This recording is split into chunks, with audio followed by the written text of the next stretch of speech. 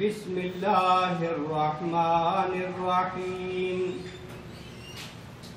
انا انزلناہ فی لیلۃ القدر وما ادراک ما لیلۃ القدر لیلۃ القدر خیر من الف شہر تنزل الملائکۃ والروح فیہا بإذن ربہم من کل امر سلام ہی حتی مطلع الفجر صدق اللہ العظیم۔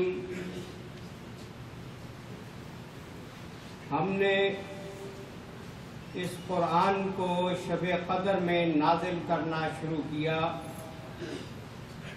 اور تمہیں کیا معلوم کہ شب قدر کیا ہے؟ شب قدر 1000 مہینے سے بہتر ہے۔ اس میں روح الامین اور فرشتے ہر کام کے انتظام کے لیے اپنے پروردگار کے حکم سے اترتے ہیں۔ یہ رات طلوع صبح تک سلامتی ہی سلامتی کی ہوتی ہے۔ یہ سورہ القدر، قدر کا معنی قدر و منزلت بھی ہے، بہت یعنی عظمت اور مرتبے والی رات، اور قدر کا معنی تقدیر بھی ہے کہ جس رات میں سال بھر کی تقدیر کے فیصلے فرشتوں کے حوالے کیے جاتے ہیں۔ اس رات کی اہمیت اللہ تعالی اس طرح واضح کر رہا ہے کہ اس میں ہم نے قرآن نازل کیا، یعنی اس کا مرتبہ جو بڑا ہے تو قرآن کے نزول کی وجہ سے، اور قرآن کا نازل ہونا پوری انسانیت کے لیے سراسر اللہ کی طرف سے رحمت تھا کہ انسان اس دنیا میں کس کام کے لیے آئے ہیں، کس طرح انہوں نے زندگی گزارنی ہے، اور اس زندگی کے بعد، مرنے کے بعد کیسی زندگی ہوگی، یہ ساری تفصیلات اللہ تعالیٰ نے اس قرآن کے اندر ذکر کی ہیں۔ اللہ اس قرآن میں کہتا ہے فیہ ذکرکم، اس میں تمہارا ہی ذکر ہے، لہذا ہم تمام انسان اس قرآن کے محتاج ہیں، کیونکہ ہدایت کی کتاب آسمان کی طرف سے یہ آخری کتاب ہے اور خدا کا یہ آخری پیغام ہے۔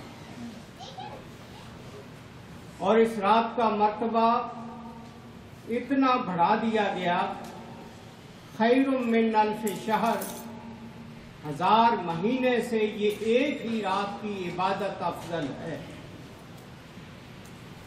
83 سال 4 مہینے 1000 مہینے کے بنتے، 83 سال مسلسل دن رات کوئی عبادت نہیں کر سکتا۔ تو اللہ تعالیٰ نے نبی صلی اللہ علیہ وسلم کی امت کو عمر تھوڑا ہونے کی وجہ سے یہ رات نصیب کر دی کہ جو لوگ اس رات کو عبادت کر لیں گے وہ تھوڑی عمر پانے کے باوجود بہت بڑا اجر پا لیں گے۔ اس رات میں جبریل فرشتوں کو لے کر زمین پر اترتے ہیں خداوند عالم کے حکم سے۔ جو جو احکام انہیں دیے جاتے ہیں فرشتوں کو وہ لے کے زمین پر آتے ہیں، اور یہ رات اس قدر خداوند عالم کی طرف سے سلامتی، رحمت اور برکت کی رات ہوتی ہے کہ صبح تک ساری رات یوں سمجھیے کہ اللہ کی رحمتوں کی بارش ہوتی رہتی ہے۔ اس عظیم الشان رات کا تلاش کرنا جو ہے ہمارے لیے ضروری ہے۔ نبی صلی اللہ علیہ وسلم بذات خود بھی اس رات کی تلاش میں محنت کیا کرتے تھے اور امت کو بھی اس کا حکم دیا۔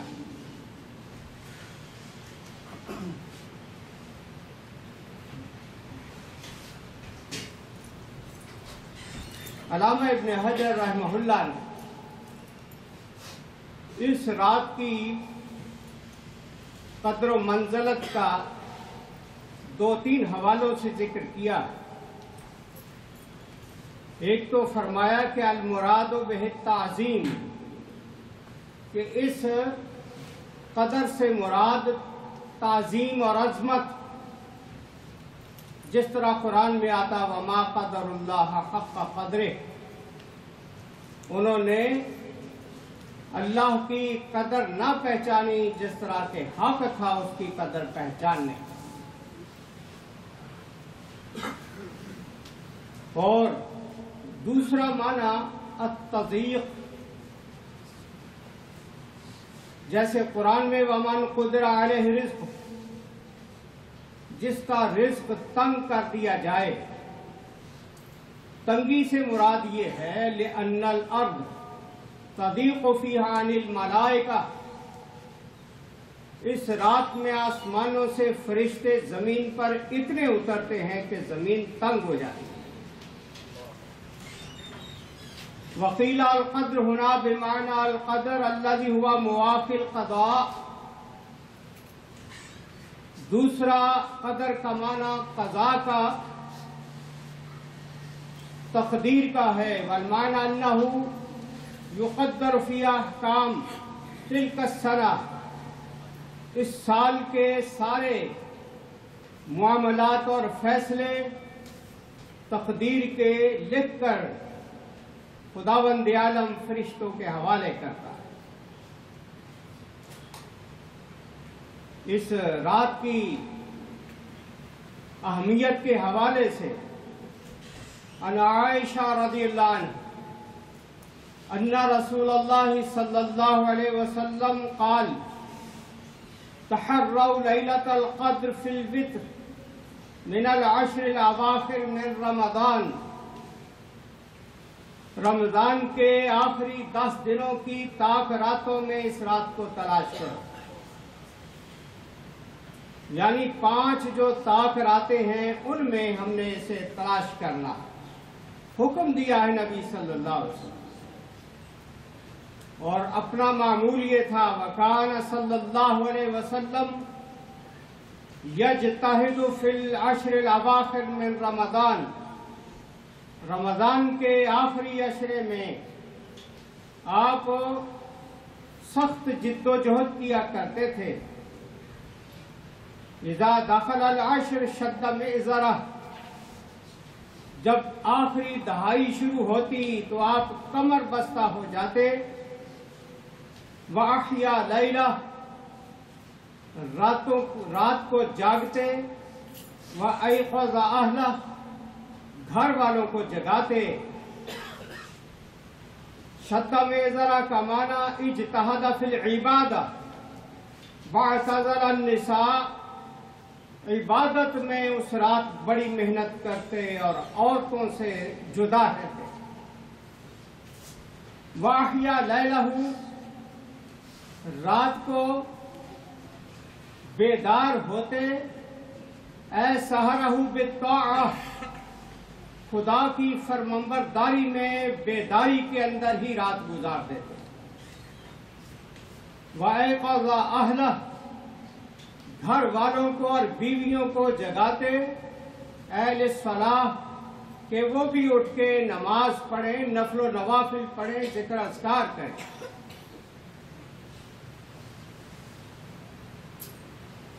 عن انس رضی اللہ عنہ قال دخل رمضان فقال رسول اللہ صلی اللہ علیہ وسلم ان هذا الشهر قد حضركم رمضان شروع ہوا تو حضور صلی اللہ علیہ وسلم نے فرمایا یہ مہینہ تمہارے پاس حاضر ہوا ہے وفیہ لیلۃ خیر من الف شہر، اس میں ایک رات اس مہینے میں ایسی آتی ہے جس کی عبادت 1000 مہینے سے افضل ہے۔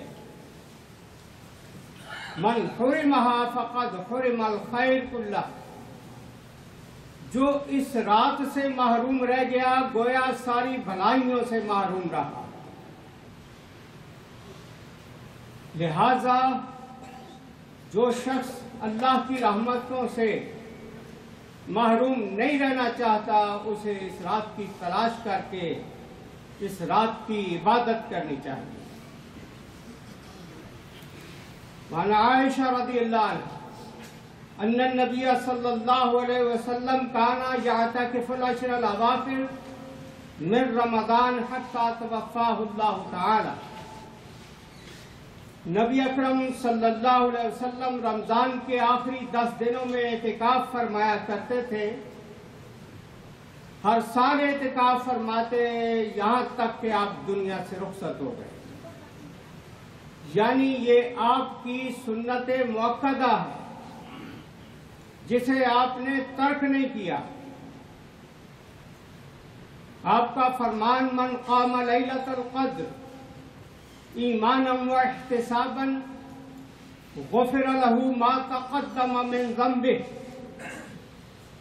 جو شخص اس رات کو قیام کرے گا، نفل و نوافل پڑھے گا، ذکر و اذکار کرے گا،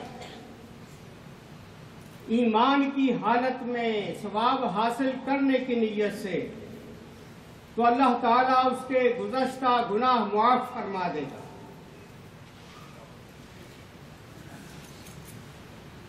حضرت عائشہ رضی اللہ تعالی عنہا نے فرمایا ان واقفت لیلۃ القدر ما اقول فیہا، حضور اگر وہ رات مجھے مل جائے تو اس رات میں اللہ سے کیا مانگوں؟ قال قولی اللہم انک عفو تحب العفو فاعف عنی، آپ نے فرمایا عائشہ وہ رات خوش قسمتی سے مل جائے اس میں یہ دعا کرنی ہے اے اللہ تو معاف کرنے والا ہے، معافی کو پسند کرتا ہے، لہذا مجھے معاف فرما دے۔ خداوند عالم کی طرف سے کسی بندے کو معاف کر دینا اس بات کی دلیل ہے کہ خداوند عالم اس پہ خوش ہو گیا ہے۔ جب اللہ تعالیٰ کسی بندے پہ راضی ہو جائے پھر اس کو جہنم کی کوئی سزا نہیں دے گا، جس پہ اللہ خوش ہو جائے اسے اللہ تعالیٰ اپنی نعمتوں بھری جنت میں داخل کرے گا۔ لہذا یہ چھوٹی سی دعا خصوصاً ان تاخراتوں کے اندر ہر مرد اور عورت جو ہے کثرت کے ساتھ اس کو پڑھے، کیونکہ یہ اسپیشل دعا حضرت عائشہ کو نبی علیہ السلام نے فرمائی، اللہم انک عفو تحب العفو فاعف عنی۔ اور اس رات کی فضیلتوں میں بے شمار جو نبی صلی اللہ علیہ وسلم نے ذکر کی، ان میں ایک یہ بھی کہ اس رات کو خفیہ رکھا گیا، پن پوائنٹ نہیں بتایا گیا کہ 21ویں رات ہے، 23ویں ہے، 25ویں ہے، 27ویں ہے یا 29ویں، 5 بتا دی گئی۔ اس لیے اس کی حکمت یہ کہ ایک ہی رات بتائی جاتی تو ایک ہی رات لوگ عبادت کرتے، تو اللہ تعالیٰ چاہتا ہے کہ میرے بندے کم از کم 5 راتیں تو میرے سامنے جا کے گزارے۔ اور 5 راتوں میں جو شخص تلاش کرنے کی کوشش کرے گا اسے مل ہی جائے گی۔ اس لیے یہ رات 21ویں آج رمضان مبارک کی رات جو ہے 21ویں شروع ہونے والی ہے۔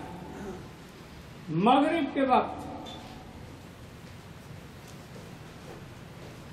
یہ شروع ہوتی ہے اور فجر تک اس کا سلسلہ جاری رہتا ہے، اور اس میں جس قدر محنت کر سکے کرنی چاہیے، بچوں کو رغبت دلانی چاہیے، عورتوں کو شوق دلانا چاہیے،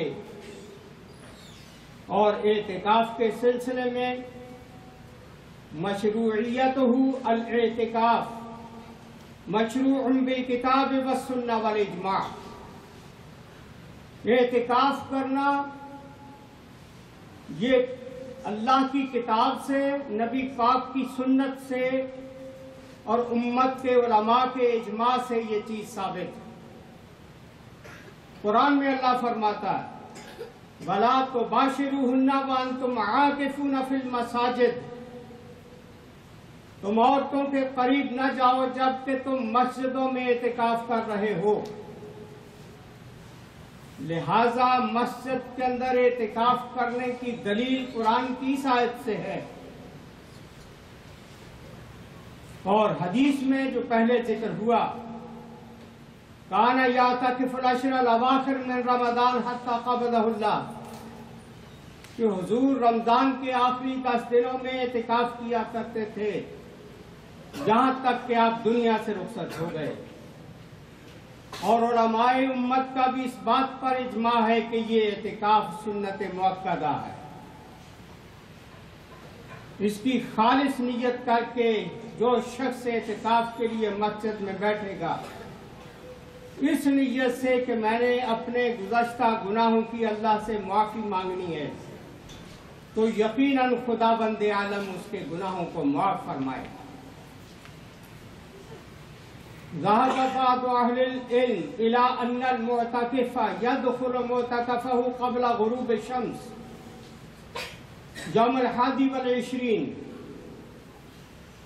اہل علم نے یہ بتایا ہے کہ اعتکاف کرنے والا اپنے اعتکاف کے جگہ میں سورج غروب ہونے سے پہلے ہی 21ویں کی رات کو چلا جائے، کیونکہ حضور صلی اللہ علیہ وسلم نے 10 راتیں جو بیان فرمائی ہیں تو وہ اس 21ویں کو شامل کر کے ہی بنتی ہیں۔ اعتکاف کا معنی ہوتا ہے حبس النفس، اپنے آپ کو روک لینا، صرف اللہ کے قریب ہونے کے لیے،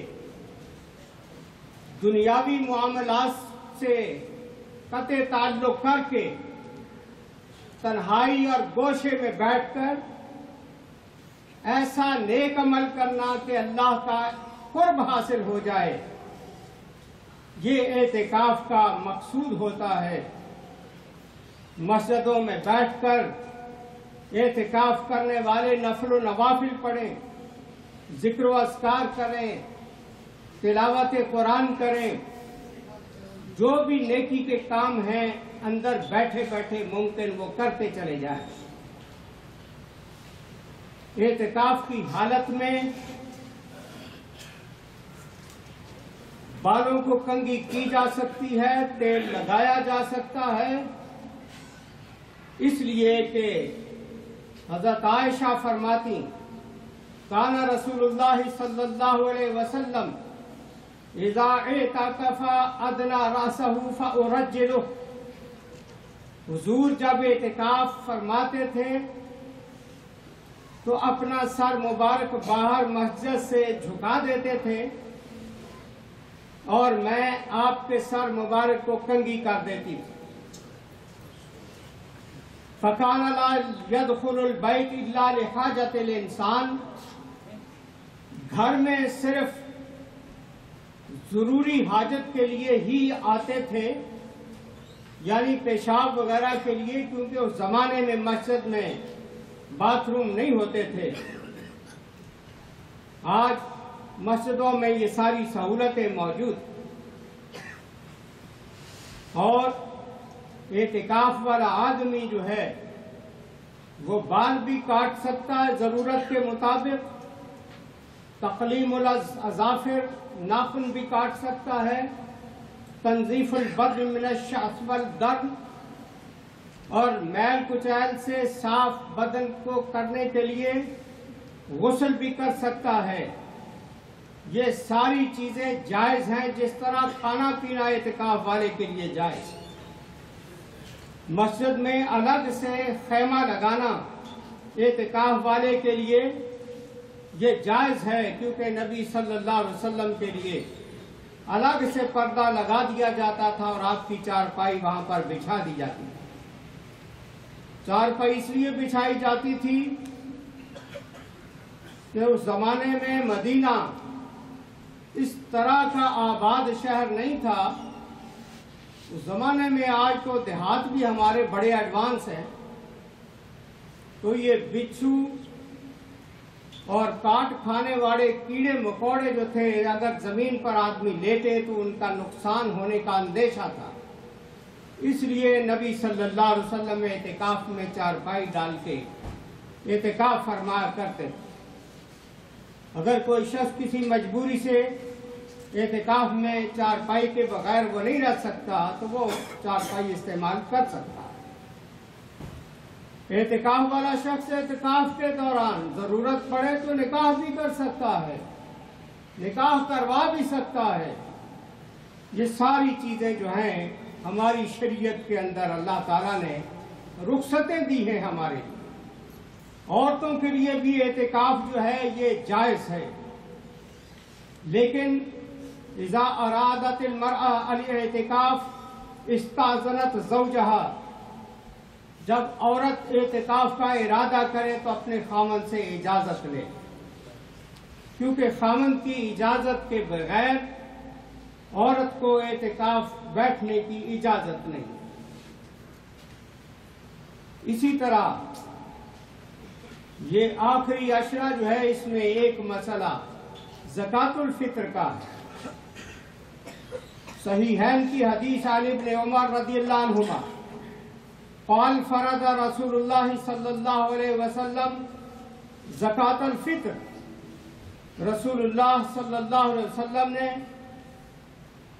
فطرانہ جسے ہم کہتے ہیں اسے فرض قرار دیا۔ فرض کا لفظ ہے صاع من تمر او صاع من شعیر علی العبد والحر والذکر والانثى والصغیر والکبیر من المسلمین۔ ایک صاع جو ہے وہ کھجوروں کا، جو کا، وہاں پر چونکہ ان علاقوں کے لوگ ان کی بنیادی خوراک یہی تھی تو اس میں سے یہ فطرانہ ادا کرتے تھے، اور ہر غلام پر، آزاد پر، مرد پر، عورت پر، بچے پر، بوڑھے پر، تمام مسلمانوں پر نبی صلی اللہ علیہ وسلم نے فطرانہ فرض کیا۔ اور یہ فرض کیوں کیا ہے؟ فرض رسول اللہ صلی اللہ علیہ وسلم زکوٰۃ الفطر طہرۃ للصائم من اللغو والرفث۔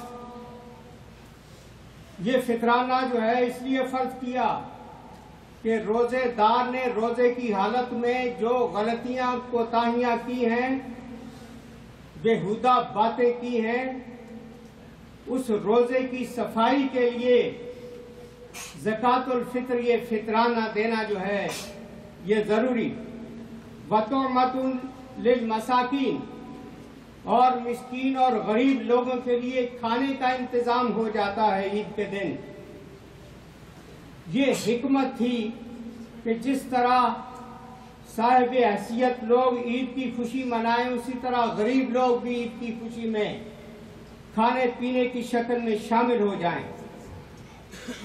لہذا فطرانہ جو ہے ہمارے حساب سے یہاں $10 فی کس ہے، اور اس کو نماز عید سے پہلے ادا کرنا ضروری ہوتا ہے، اور ہر فرد کی طرف سے یہ ضروری ہے۔ اب آخر پر کچھ ہمارے مسجد کے معاملات آپ کے سامنے تھوڑا سا رکھنے ہیں۔ گزشتہ اکتوبر میں امام سراج وحاج صاحب کو جب بلایا تھا، $25,000 کے وعدے دوستوں نے کیے تھے، جس میں سے صرف $10,000 دوستوں نے دیے تھے، باقی شاید بھول گئے۔ ان کو آج ہم یاد کروا رہے ہیں کہ وہ بھولا ہوا سبق یاد کریں۔ اور بلکہ بعض دوست تو ہر رمضان میں ہی وعدہ کر کے بھول جاتے ہیں۔ یاد ہم کروا دیتے ہیں، باقی ان کی مرضی ہے، خداوند عالم سب کو اس کی توفیق دے۔ دوسرا یہ ہے کہ یہ اسپینش ترجمہ قرآن جو ہم نے انڈیا سے منگوائے، امریکہ سے باہر سے دینی کتابیں منگوانا انتہائی مشکل کر دیا گیا ہے۔ کئی مہینے لگے، آپ کو پتا، یہ 9 جولائی کو شپمنٹ انڈیا سے پہنچی۔ اس وقت سے ہم ٹرائی کر رہے ہیں۔ وہاں سے چلنے کے لیے جی فلاں کاغذ پہلے پیش کرو ورنہ $5,000 جرمانہ ہو جائے گا، یہ کرو وہ کرو، اتنی اس کے لمبے چوڑے ڈاکومنٹس ہیں۔ یہاں پہنچ کے بھی 2-3 ہفتے کسٹم والوں نے روکے رکھا اور تلاش کرتے رہے کہ شاید ان کتابوں میں قرآن میں کہیں کوئی خطرناک چیز تو نہیں، جان بوجھ کے تاکہ پیسے بن سکے۔ اور ان کا ہم نے $1,400 یہاں پر پے کیا۔ تو اس طرح سے میرے دوستو، یہ دینی کتابیں منگوانا جس طرح پہلے آسان تھا، اب اتنا آسان نہیں۔ لیکن ہم بھی کون سا باز آنے والے ہیں؟ جب تک اللہ نے ہمت اور توفیق دی ہے، ہم اللہ کے دین کا کام کرتے ہی رہیں گے، چاہے اس میں کتنی ہی رکاوٹیں آتی جائیں۔ اسی طرح بعض چیزیں ایسی جو آپ کو نظر نہیں آتی، مسجد کی اخراجات ایسے نکل آتے ہیں۔ پیچھے بیک یارڈ میں 4 ونڈو ہیں جن سے بارش کا پانی اندر آ کے کارپیٹ خراب ہوتے تھے، ان کے لیے کینپیز بنوائی گئی تو وہ $800 اچانک ہی ادا کرنا پڑا۔ ابھی یہ آپ دیکھیں اعتکاف والوں کے لیے پائپ وغیرہ لگا کے، یہ اس طرح کے خرچے جو ہوتے چلے جاتے ہیں۔ تو اگر آپ نے جس طرح پہلے اللہ تعالیٰ کو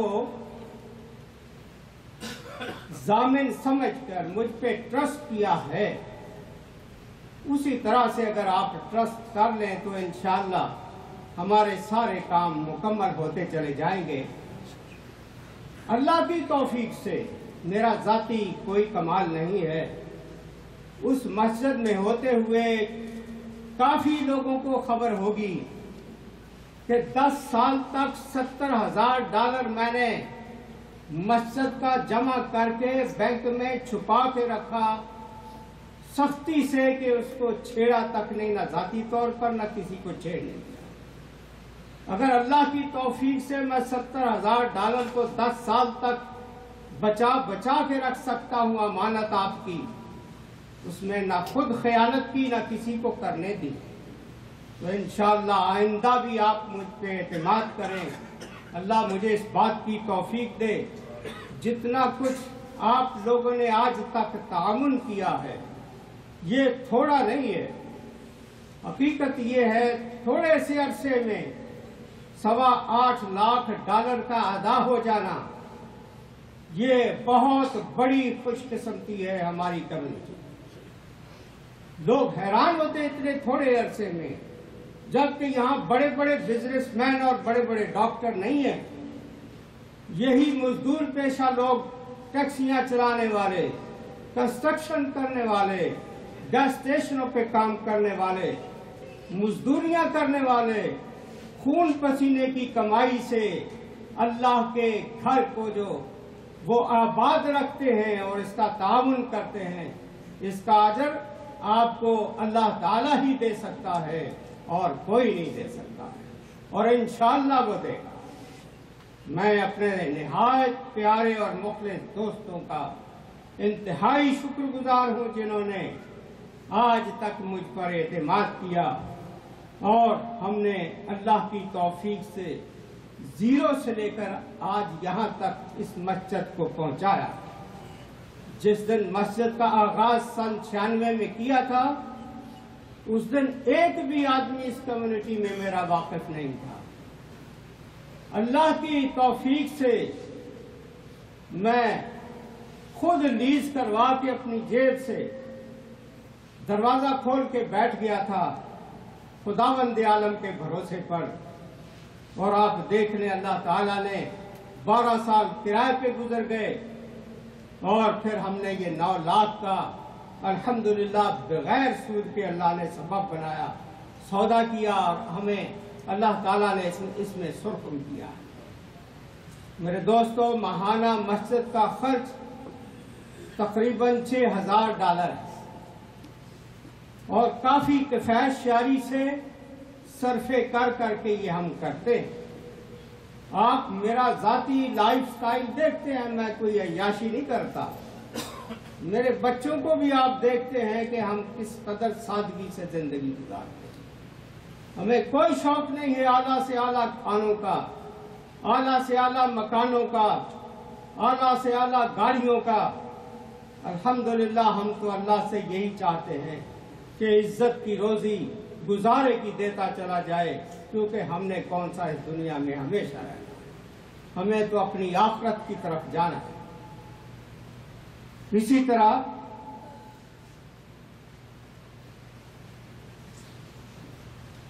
جن دوستوں نے اب تک جب سے رمضان شروع ہوا ہے پیسے دیے ہیں، ابھی تک $20,000 جمع ہوا ہے۔ میں یہ بات اس لیے کر رہا ہوں کہ بعض لوگ یہ کہتے ہیں کہ جی ابھی تک وہ 75,000 اترا ہی نہیں، وہ جی تھوڑے سے تو رہ گئے تھے، یہ ابھی تک اترے ہی نہیں۔ تو میں اس لیے یہ کھول کر بتا رہا ہوں کہ اصل میں دینے والے جب تھوڑے سے سست ہوتے ہیں یا وعدہ کرنے والے بھول جاتے ہیں تو مشکل ہمارے لیے ہوتا ہے۔ وعدہ کرنے والے تو جب مجمع میں وعدہ کر لیتے، سننے والے دیکھنے والے کہتے اتنے کا تو ہو گیا تھا وعدہ، 25,000 کا، یہ اب بھی مانگ رہا ہے۔ حالانکہ حقیقت یہ ہے کہ اگر وہ مل چکے ہوتے تو ہم کبھی آپ کو زحمت نہیں دیتے۔ لہٰذا 75 میں سے 20 ابھی تک وصول ہوا ہے، تو آپ کوشش، پچھلے جمعہ حفیظ اللہ اور حبیب اللہ نے پچھلے سال جو 2000 دیے تھے ان کا میں ذکر کرنا بھول گیا تھا، ان کا 1000 اب آ چکا ہے۔ اللہ تعالیٰ سب کے مالوں میں، جانوں میں، عزتوں میں برکت عطا فرمائے۔ اللہ تعالیٰ فرماتا ہے اِنَّ بُیُوتِی فِی أَرْضِی الْمَسَاجِدِ،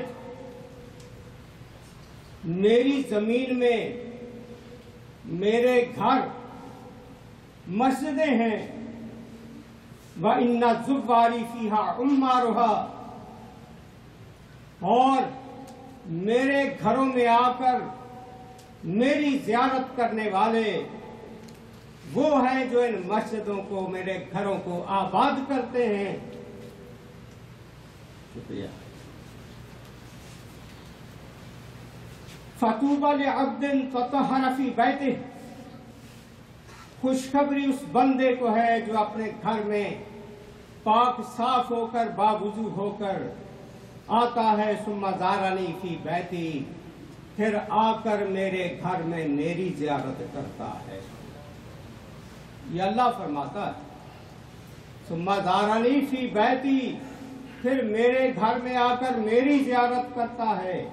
فحق علی المزور ان یکرم زائرہ، گھر والے پر یہ لازم ہوتا ہے جب اس کی ملاقات کو کوئی آئے تو اس کا اکرام کرے، اس کا احترام کرے۔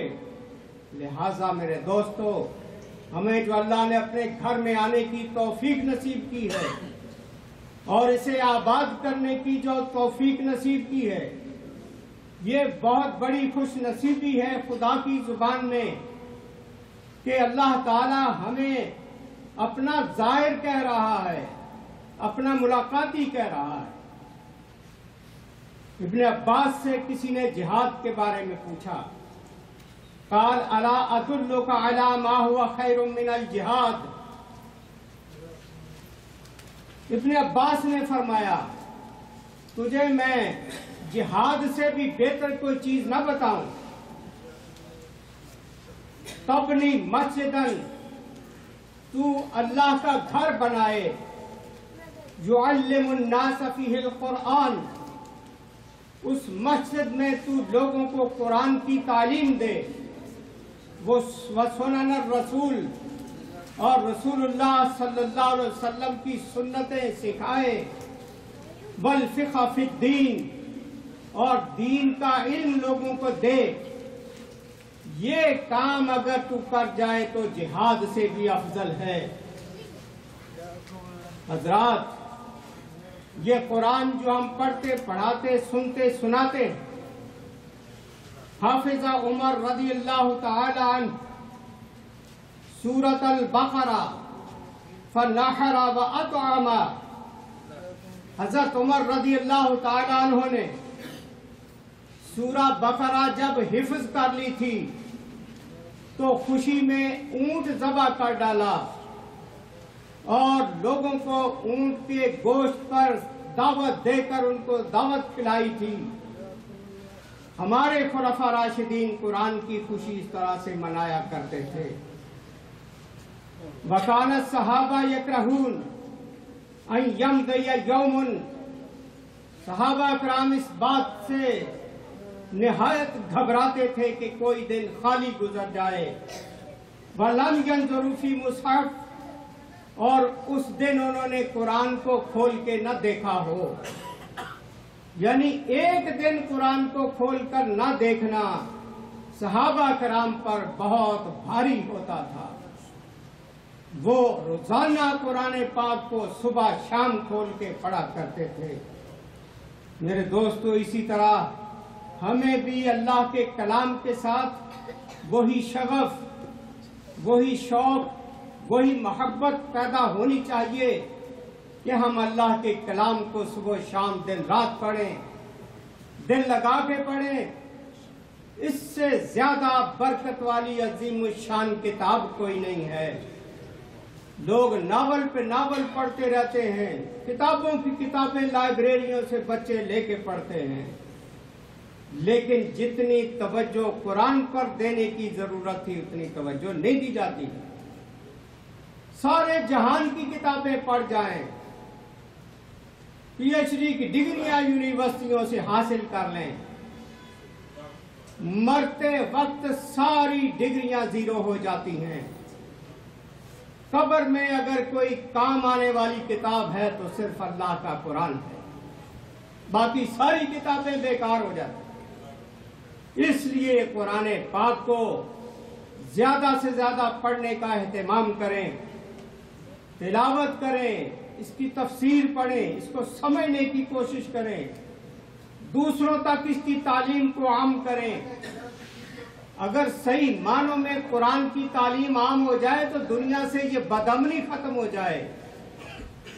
آج جو عراق چل رہا ہے، جو فلسطین چل رہا ہے، جو افغانستان چل رہا ہے، جو کشمیر چل رہا ہے، جو پاکستان چل رہا ہے، اس کی وجہ صرف یہ ہے کہ ہم مسلمانوں نے کتاب الہی سے منہ موڑا ہوا ہے۔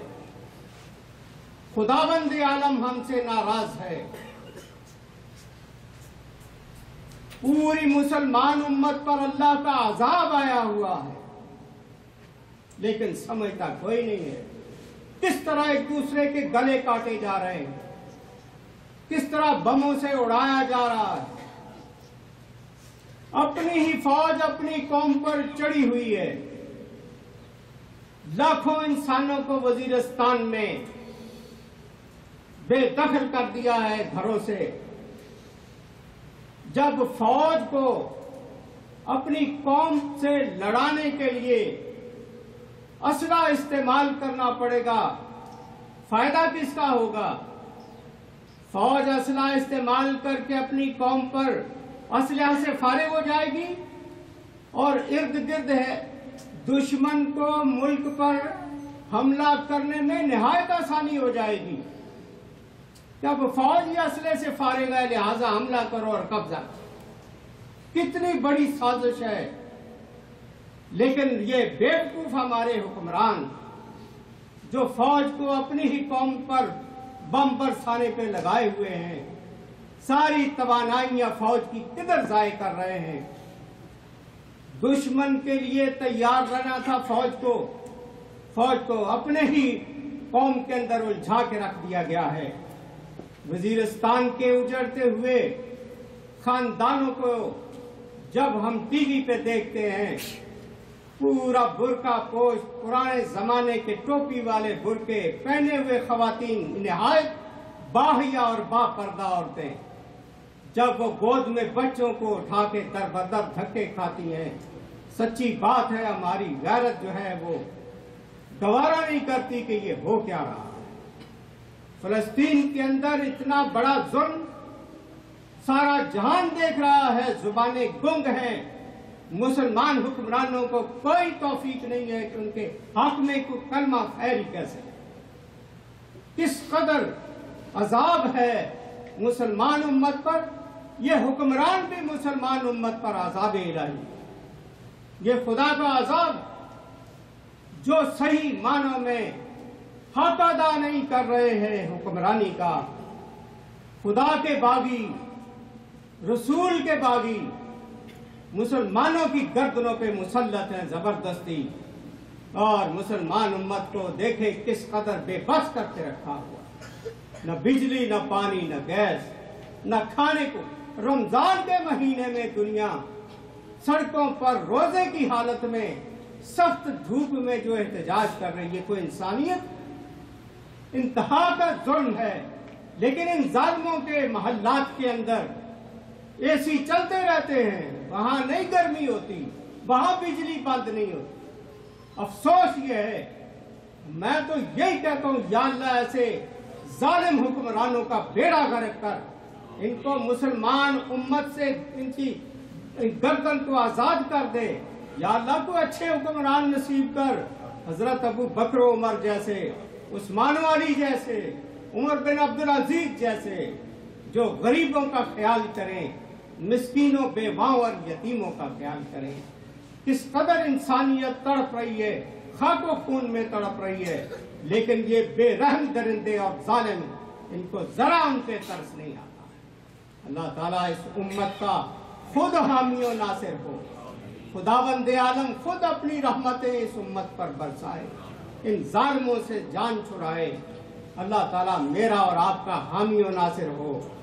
اس بش نے، امریکہ کے صدر نے دنیا میں بدامنی پیدا کر کے جگہ جگہ جنگیں لگا کے کس قدر ساری دنیا کا امن برباد کیا۔ خدا اس کا بھی بیڑا غرق کرے۔